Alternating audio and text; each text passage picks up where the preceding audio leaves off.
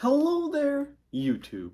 Devin here again, today with a fancy new helmet for you. And by new, I mean not new, but in reality, very new. It still has the tag on it, even right there. Now this helmet, a lot of you have probably been, I actually had a video on it. How come there wasn't any composite M1 helmets? Here's a composite M1 helmet, and there actually was. There was never really any mass adopted composite M1 helmets, unlike, the Pasget, which is like a composite stall helm for all intents and purposes. There was never really mass adopted composite M1 helmets. This is an example of one of the rarer kind of composite M1 helmets, and there's a couple other ones, like the Danes use some for like Coast Guard and whatnot, and then you have like the Iraqis and the South Koreans with the like M80 and the M90 and the M8003 helmet. But this is probably the nicest example of a composite M1 helmet, and it was used by South Africa.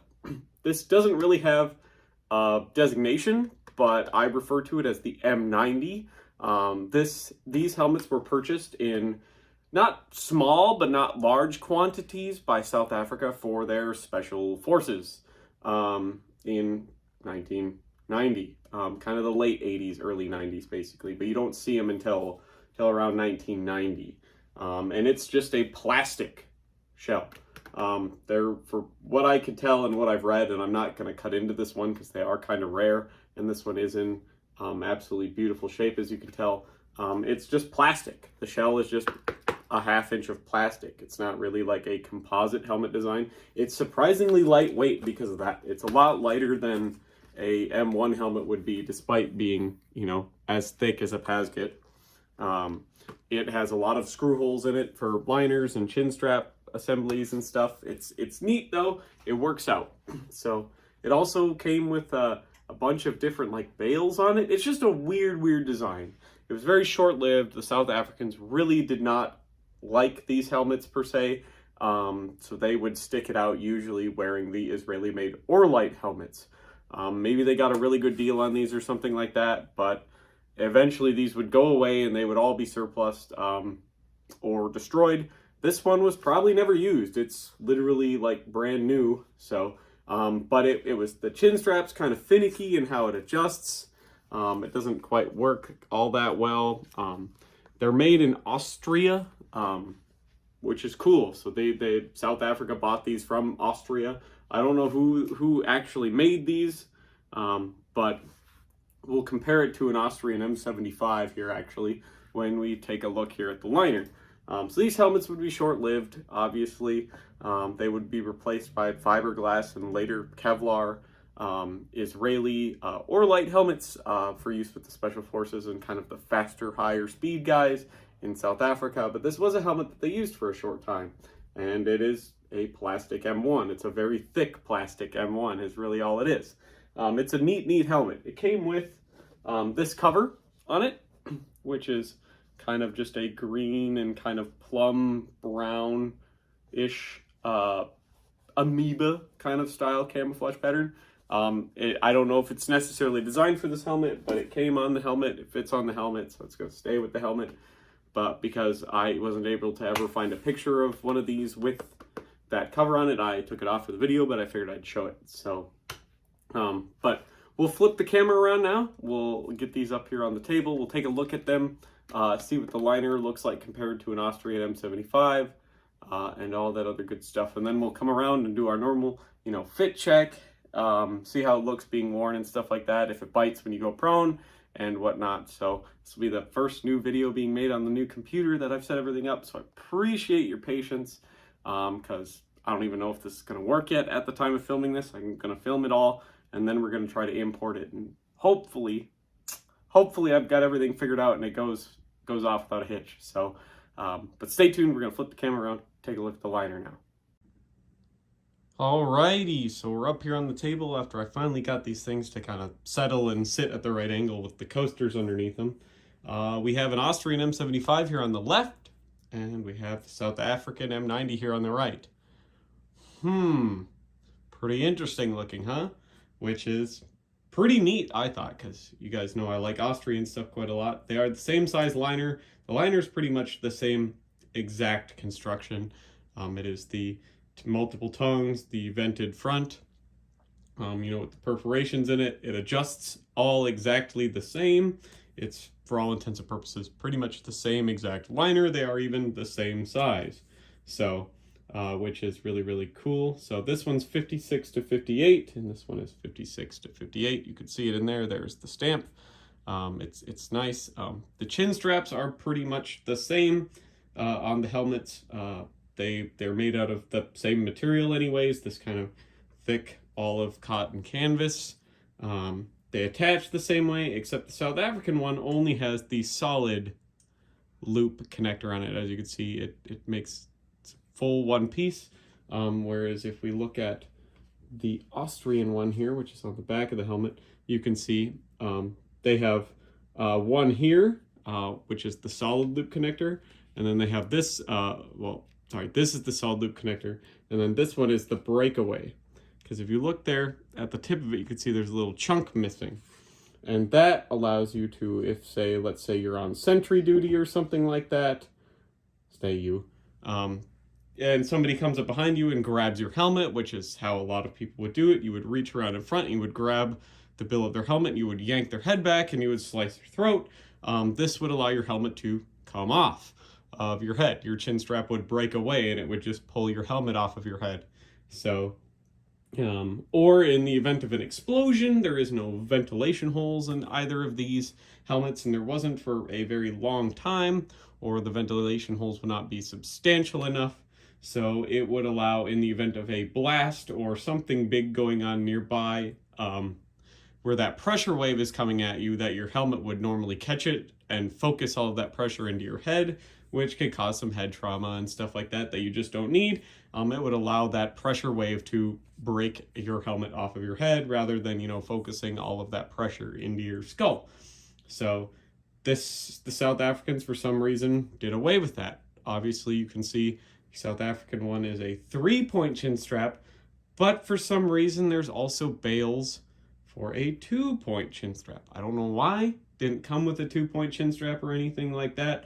Maybe they were commercially just purchased. I don't know what company made these once again in Austria, but maybe they were commercially purchased or set up to be 2-point, chin strap helmets, and the South Africans were like, we'll buy a bunch of these if you make them 3-point chin strap, which would explain a lot of the extra screw holes in it. So, because these couple 4 screw holes hold in, so you have 2 here in the back, you have 2 here in the front, those hold in the liner. You can see the kind of in between the shell, these plastic spacers that hold in the liner, and then you have all of these extra kind of screws put into them here on the sides. There's not one in the back for some reason, but you can see the screws on the sides for the chin strap.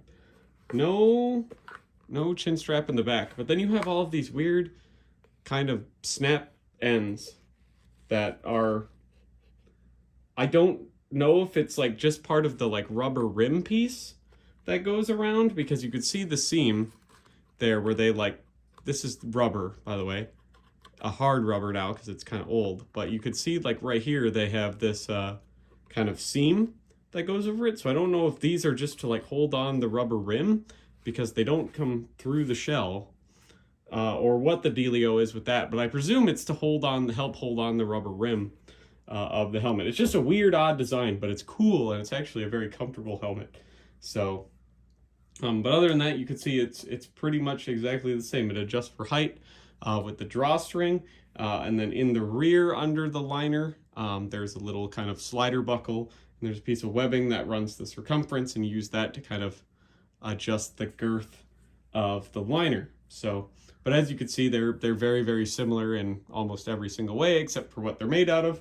They're both M1 derivatives. This one's just made out of plastic, and this one's made out of steel and has the classic kind of removable liner of the M1 helmet, whereas this one, the South African M90, does not. So it's just pretty neat. So I figured now we'll flip the camera around, we'll try on the M90 here, and we'll do the fit check. All right, so here we are back in front of the camera again. We're going to put the helmet on, the South African M90 here. I got it adjusted to me as best as I could. You guys have heard my reasoning quite a lot, where you want your helmet shell to cover basically just the top half of your ear canals. That doesn't really happen on this helmet. As you can see, I have quite a lot of space. This is a lot smaller than your standard kind of M1 helmet. Just kind of how it is. Some helmets are that way. And I know a lot of special operations guys like their helmets to either not cover any of their ears at all, or basically not obstruct their hearing. So we'll put this on. It is going to look a little weird because this chin strap adjusts really funny, and it doesn't make a lot of sense. You cannot adjust this side for length at all. It's sewn directly in place. Okay. This side, you sort of kind of can adjust for length, but it's through the whole chin cup. This whole strap that runs, up here along through the chin strap, it's all one piece. And then the back is just adjusted with a slider buckle. So like the front adjustment here sucks, because no matter what, this buckle is going to be right here on your jawline, which sucks. And you can't move the chin cup over because the buckle's there. So your chin cup just rides up your fucking skull, basically, trying to fit it. So unless they were wearing these really, really high on their heads, and I don't have a small head by any means, actually, so I wear a size large ACH, a size large ECH, a size large Pasget. So it just is how the chin strap is set up. And I wish there was more adjustability. Like if they would have put slider buckles on here, all those problems would have been avoided.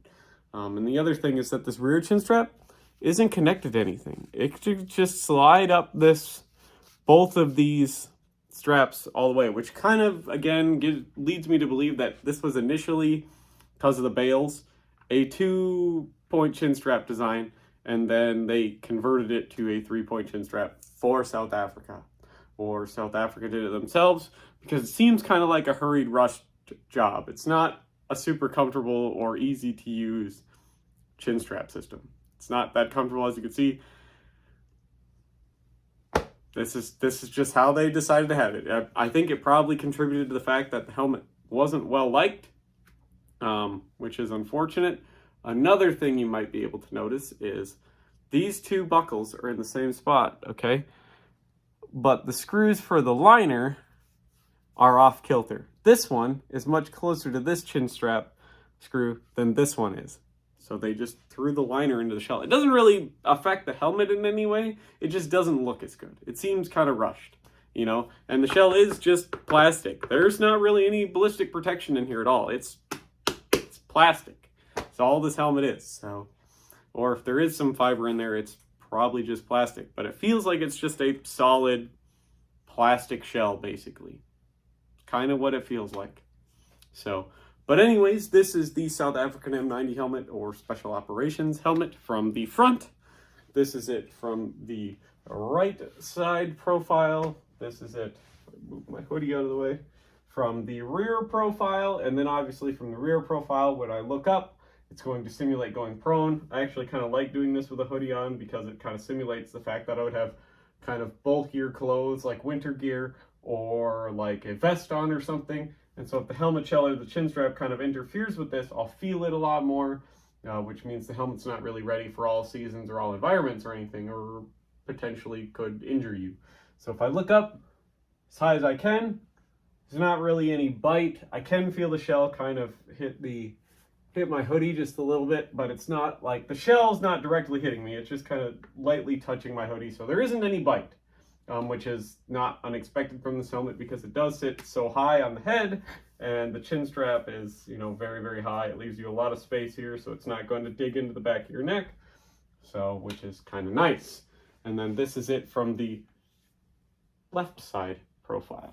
And then we bring it right back around here to the front. So it's a neat helmet. Overall, I'd say it's a comfortable helmet. It's a lightweight helmet. I wish the chin strap was a little bit more user-friendly, ergonomic, easy to use, that type of stuff. But it's not really a bad helmet. I don't know what the protection rating is on these. I couldn't find anything that said what the protection rating is. There's a bunch of stuff that it says they're made out of. Maybe they did a couple different contracts, or maybe some different manufacturers made them out of different stuff. Because I hear people say they're Kevlar. I hear people say they're the ballistic nylon. I hear people say they're plastic. I hear people say they're some kind of off-brand aramid fiber. I hear people say they're fiberglass. You know, so it could be anything. But it's so light. It's this one in particular is so light that I really can't say it's like an aramid. You know what I mean? It could be a ballistic nylon, with just not a lot of resin in it or something like that. But it feels too light to be an aramid or a Kevlar for its thickness, if that makes any sense, based on like how many helmets I've held and everything like that. So unless it's made out of the shittiest, cheapest Kevlar, you know, stuff like that, and there's actually no resin in here at all, and it's like dust scrapings off of a Pasget factory floor that they just wedged into a plastic shell, I don't know. So, but I would assume it's probably not Kevlar or aramid. Could be ballistic nylon, could be fiberglass, could be just plastic. So, but no way of knowing, because I'm not going to cut into this one because it's so immaculate. But hopefully you enjoyed this video. You learned something new, like the fact that composite M1 helmets exist. So this is a pretty neat helmet. I don't have a lot of stuff from Africa, especially something that is pretty unique to Africa. A lot of Africans got surplus from colonies or other countries or everything else like that, and they used it to probably still a lot of times. So you see a lot of Pasgets, you see a lot of, you know, surplus French F2s, you see a lot of F1s, you see a lot of M1s, you see a lot of, you know, French M51 helmets, you see a lot of, you know, kind of Soviet era stuff. It's hard to find something that's just uniquely African, though. So far, the only country that I could find that used these was South Africa. So it's kind of neat to have something cool like that, because I like stuff for like that to add to the collection, whereas I could get almost every other African country was used by another country at some point, and it's just that helmet given to them. This is something that's pretty much unique to South Africa, even though it was made in Austria. So thank you all for stopping by. Hopefully I can see all of you here in the next video. It's good to hopefully get back to a regular schedule here on these. So I'll see all of you here in the next video. Bye-bye now.